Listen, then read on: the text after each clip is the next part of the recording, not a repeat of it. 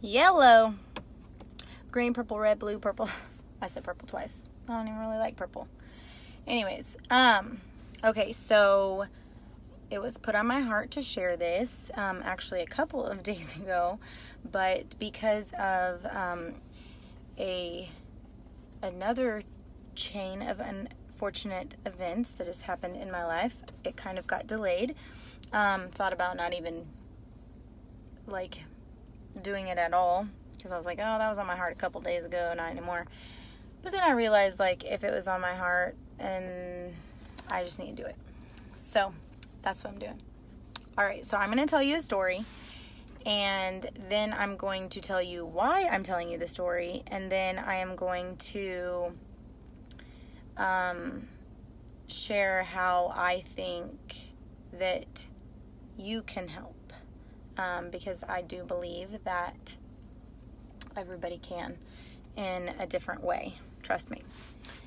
You might not think so, but I got faith in you. I don't care who you are, what you believe in, what you don't believe in, what you feel like, what you don't feel like, okay?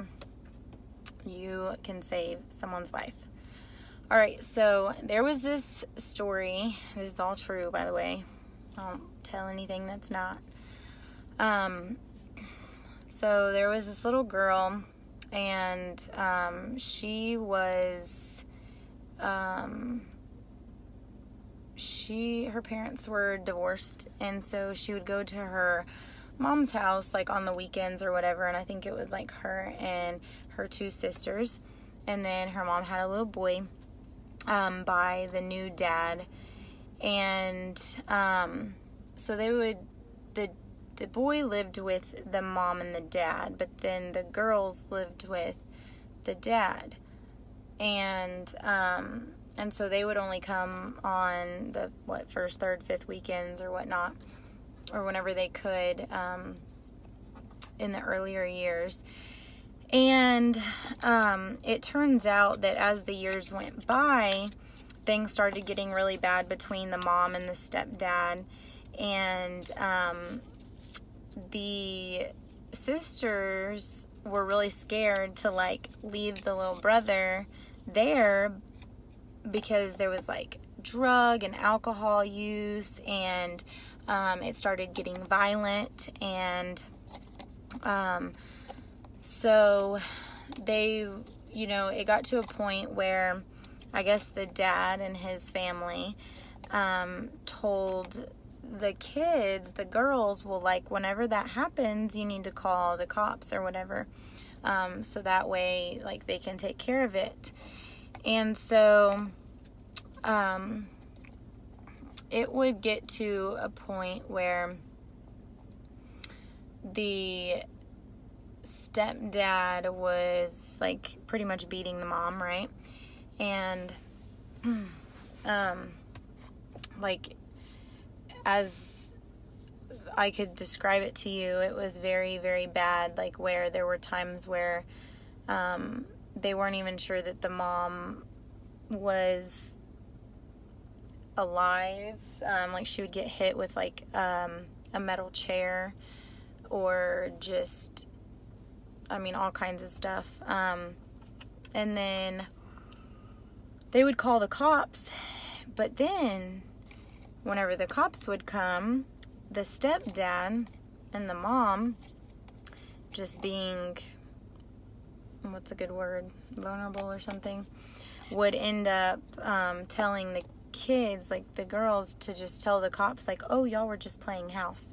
And so the girls would, just do what they were told. And so, it kind of got to a point where the cops were seeing this pattern of these girls calling the cops and saying these things. And so they were like, you know what? Maybe we need to investigate this a little bit more, blah, blah, blah. So then the cops finally, pulled the kids and questioned them without being in front of the mother or the stepfather. And little did they know that there were more things revealed, like, hello, because if you ask in front of them, then sometimes you can't tell the truth, so it's always good to ask away from the victims or whatnot. So the pattern continued one more time, I believe, and it was really bad. There was a bunch of drug abuse and violence, and it could have led to other things. And so finally, I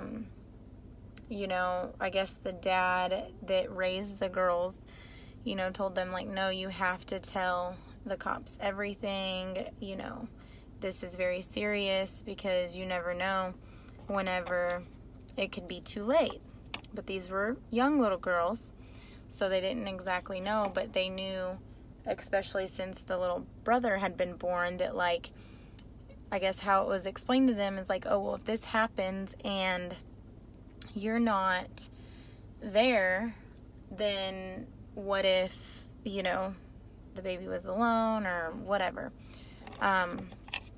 So it happened one more time, and thankfully it wasn't like the last time. Well, it was the last time, but it wasn't too late is what I meant to say. And so they ended up calling, and then they had went to the neighbors, like ran over to the neighbors and waited for the cops and told them everything, and it got sorted out. And then I believe, like, the stepdad, he ended up going away to, like, prison. And then the mother did get a little bit of jail time because there was drug abuse, and it was working in both parties. However, after she was able to get out from her short amount of time, she had the little boy, and they moved away. So that way she could start a new life and be away from that situation. Not forever, because once a dad, always a dad. And I do believe in forgiveness, and so, distance is good for getting over the hard part, but then, eventually you've got to figure it out and work together, whether that be keeping communication, well, communication is important, but keeping some type of relationship there if, willing, God willing, or not. But anyways, so,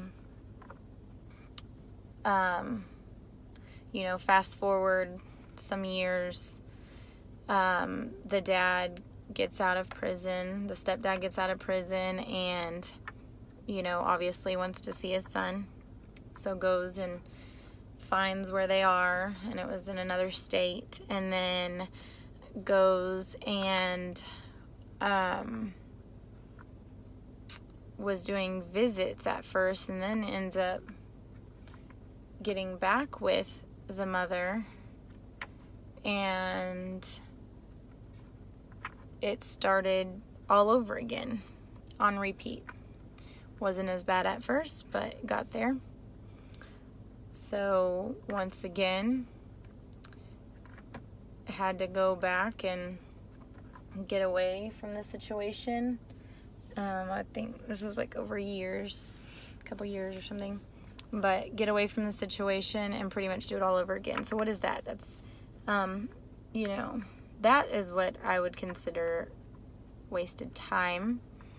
But lesson learned, right? Like, we have to be very careful because there's a fine line in between everything happens for a reason and something happened because we allowed it to happen, and we allowed the enemy to take hold of the situation. So anyways, the story about this little girl was something that she remembered and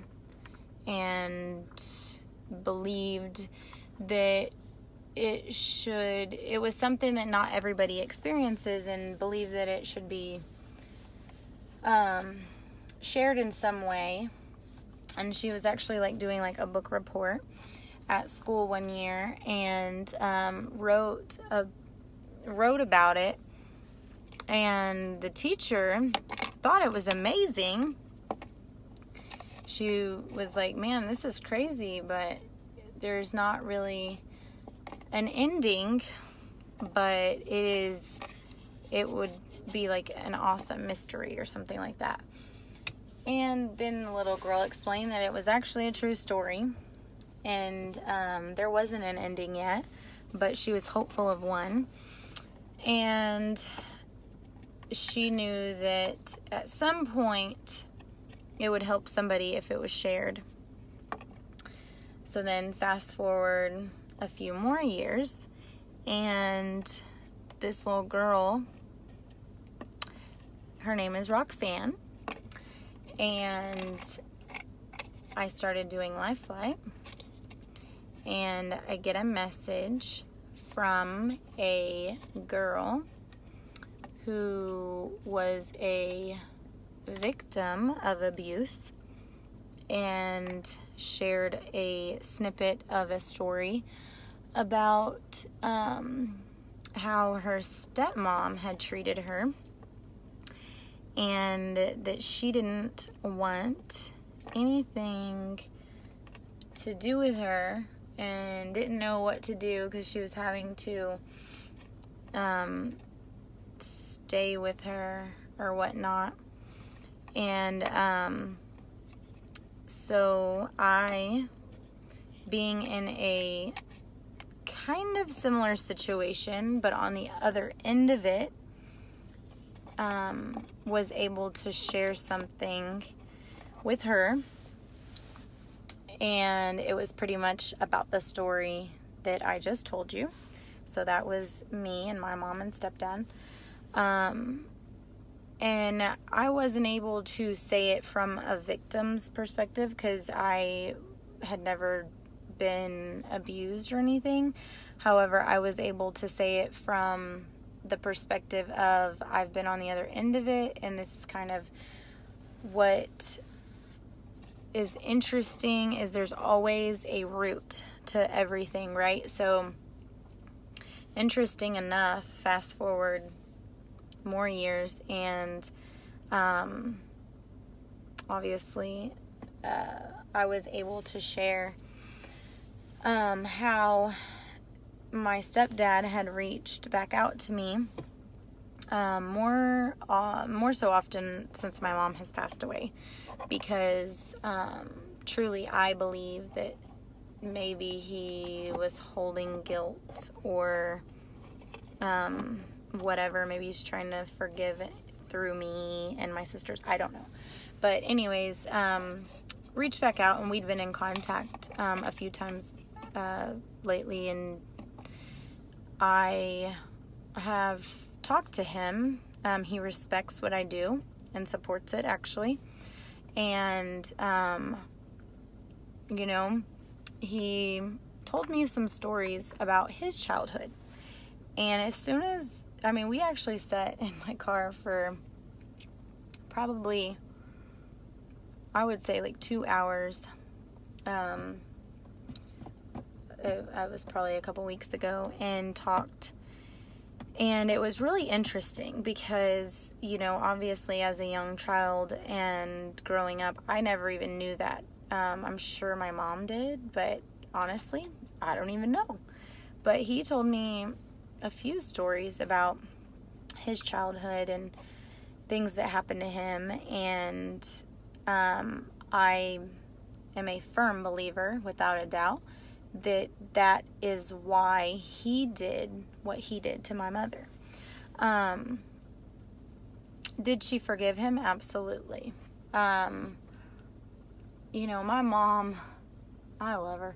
She was one that, and it's weird thinking about what I'm about to say because I do believe that that's something that I had taken from her, but she was one that would forgive, and you'd wonder why the hell, excuse my language, but why she forgave that person. Because it could be someone who beat her, and there wasn't like a handful of those, but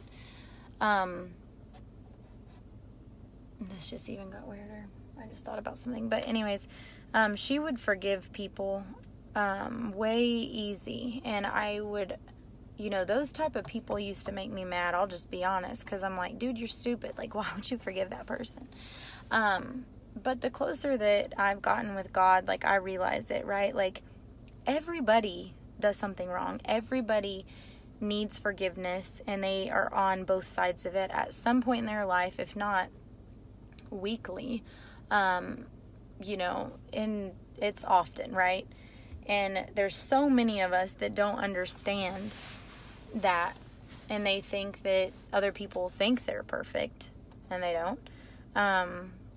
But you, as a human being and as a person, are going to need to learn to forgive somebody for whatever they do. There is nothing too big to be forgiven, okay? You have to recognize what it is. You have to forgive that person. You have to move past it. You have to be strong. You have to allow God to cleanse you from whatever that was, so that way it doesn't absorb in your body and just turn into something that gets passed on to the next generation, okay? Because, I'm not going to say about that situation specifically, but like, for instance, if you're around something like that, you develop those traits, like whether it be anger, or if you're on the other end of it, you could get hurt and then you want to do it to someone else because they, did it to you, like if you were the victim or whatever. But this girl that had reached out to me, she might be watching, but, I was able to say, look, I understand that you don't like your stepmom, but right now you're having to live with her, and I know that she did something as a child to you, and I guess it was like a secret, like apparently maybe her family or something, forgive me if I'm wrong, but they did not, they didn't believe her, and so obviously that's like why the stepmom is still with her dad or whatnot. But something happened, and so she is living back with them, and she is like, what in the world do I do? And my answer to her, and I will share that, is, have you talked to her? She's like, no, I can't even stand being in a room with her. And I'm like, well, talk to her. Like, I guarantee you that she is ugly and rude to you for a reason, okay? We don't just be ugly and rude. We are that way for a reason. There's days whenever I can be like that, okay? Not as many days as before. Like, I get better. I'm a better person every day, but I cannot say I'm perfect by no means. But, we do stuff and we act a certain way because something is affecting us, something's hurting us, like something is making us angry, whatever it may be, but there's a reason for it, okay? So it's important to get to the root of that. So I was like, well, have a conversation with her, dude. Like, ask her what she likes to do. Like, start, like, figuring her out. Ask her how her childhood was. Like, I guarantee you something happened in her childhood or throughout her life that made her do that. And so, like, talk about it. And, I believe that forgiveness is also one of those things that you can't necessarily just brush under the rug. Like, it has to be talked about. You have to, I mean, that's a tough one. Because I say that, but there are some things where I've definitely talked to people and they were in a position where they couldn't necessarily ask or give, like, directly to a person. So, circumstances, case by case basis, y'all.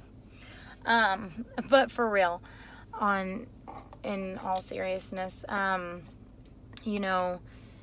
talk to that person about it. Like, if, maybe she's hurting because it hasn't been talked about and she hasn't been able to ask for forgiveness, because she hasn't found that strength to. But if you, as the victim, maybe get that courage and strength to ask her why she did it or something, and it's talked about and y'all can forgive each other, hug and make up, then it's all gravy from there, okay? But now, I guess the bigger picture of this and why I'm sharing it with y'all is because, that was a very unfortunate story and situation that I went through. I keep seeing this trash can. But, I've heard different things, like, maybe it's the enemy speaking, but I've heard people sit there and say, oh, stop telling stories about the past or about your childhood. Like, what is this, self-pity? Like, trust me, I've got some crazy hurting. I've gotten some interesting stuff. I'll keep it at that. But nothing compares. None of that can knock me down. I can get, and I've mentioned that before, I can get 10 ugly messages, okay? But that one message that I'll get, that sits there and says, I just want you to know that what you've said really spoke to me and blah, blah, blah. That one message is worth so much more, okay? And, it's the more that I do this and the longer that I do it and I'm able to connect with people, or connect others with others to help others, because that's my whole point here, is the less negative messages that I've been getting, which is good, and the more faith and push that I get to continue sharing stories, because they are life-changing. And this isn't, okay, like, whenever God gave me this vision, okay, it wasn't like, hey, this is Roxanne's story, okay? This was more so like everyone else's stories connecting, and then, of course, following him. It's not about me getting followers. But, everybody has a story, and I get it. Right now, there are people on a list that I'm trying to get with for their testimonies, but please share. If there's a story, you can write it, you can do video. That's what I believe is just the most powerful thing for many reasons, but share your story because it is life-changing. I guarantee you it can help somebody.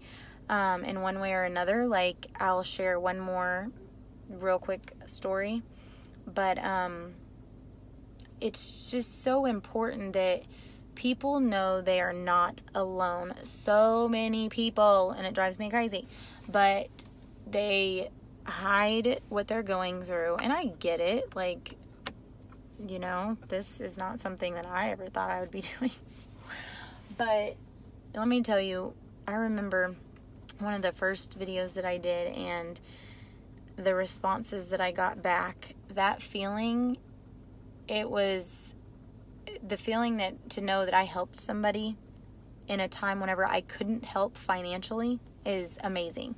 And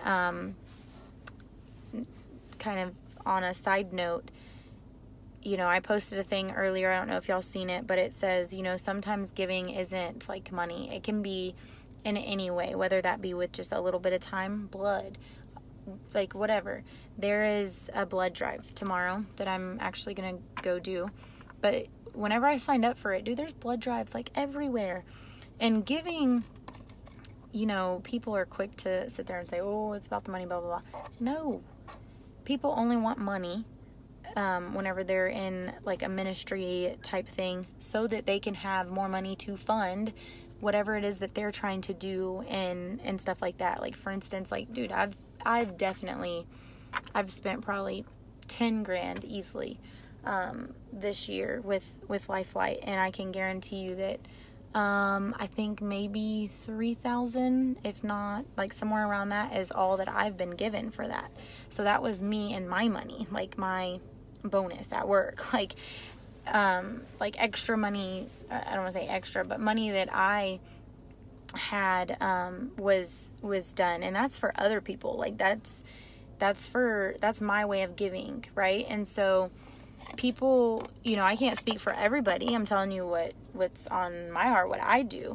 But there are people out there that that have a different vision, and they don't have extra money laying around, so they need it. And so that's what the whole point of that was. But it's not about money even. Like, you can, like, this blood drive, right? Like, I'm going to give my blood, and probably 15 minutes of my time, half a lunch break.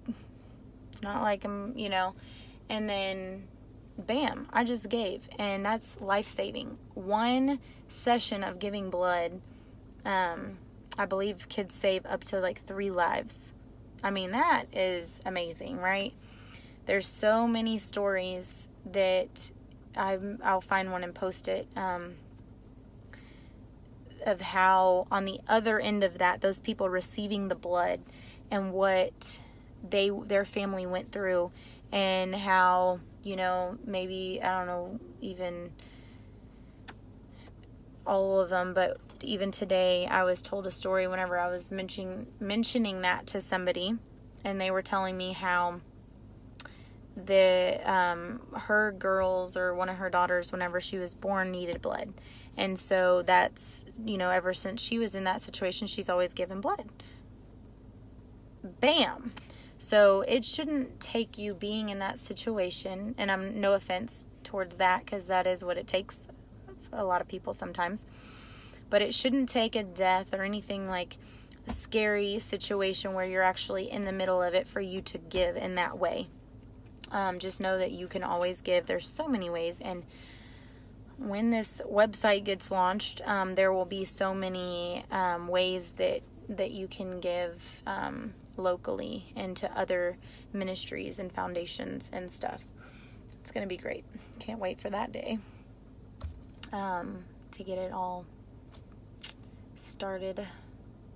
It'll always, I feel like it's going to be one of those things that will just grow for forever. But yeah, so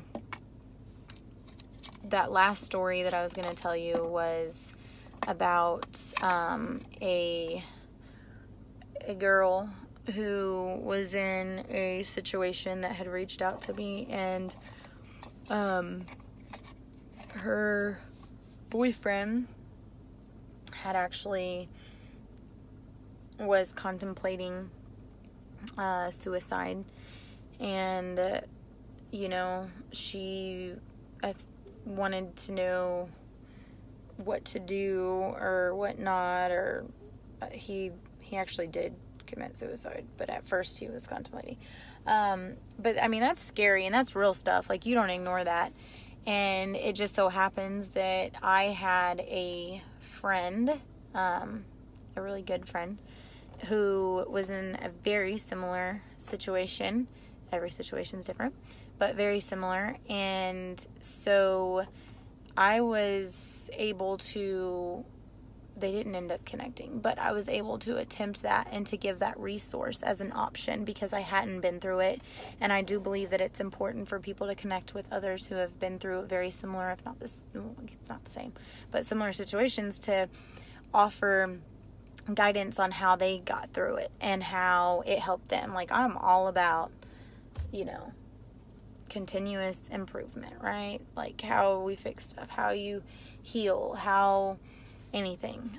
There's a process for everything, but if a process has already, I actually say this at work, there's a process for everything, but if a process is already in place and it's not broke, then why fix it, right? So it's always good to add to it, to do better.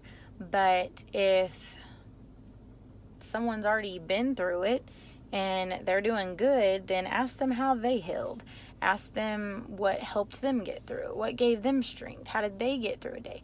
I'm telling you, it wasn't just, I did it on my own. No, it's probably something to do with, well, I know it's something to do with the good Lord and his word, that's for sure. But there's things, it's all about support and connecting to his word and how you connect to his word, because everybody does it differently. Some people do it better through movies. Some people do it better through music. Like, you figure out how what that person, how they connect, how they, what's a good word? You know, like, you figure out that person, you can kind of detect what route, what avenue you want to take with that person. Like, should you do a book, a movie, music, you know, this or that. But there's visual people, and I'm one of them, and then there's people who would rather do it a different way. But I'm telling you, there's all kinds of resources. So that is my story. I don't even know how long it was, but I just know that I pray every morning and throughout the day, and I ask God to just let me know what to share that day. And He put this on my heart a few days ago, and like I said, I was kind of just gonna let it go. But after I prayed about what I should share and what I should, sorry, I got a text message, it threw me off. What I should share and what, you know, someone needed to hear today, that came to me. So I just felt like someone needed to hear it. If there is a situation that you've been in and you feel like you might be able to help somebody, I do receive a good amount of messages and emails from people from all different directions, and I have not been through everything. I've been through a lot, not everything. So if there's something that you think that you would be able to help someone out with, shoot me an email. It's roxannesreason@lifelight.com, or you can message me.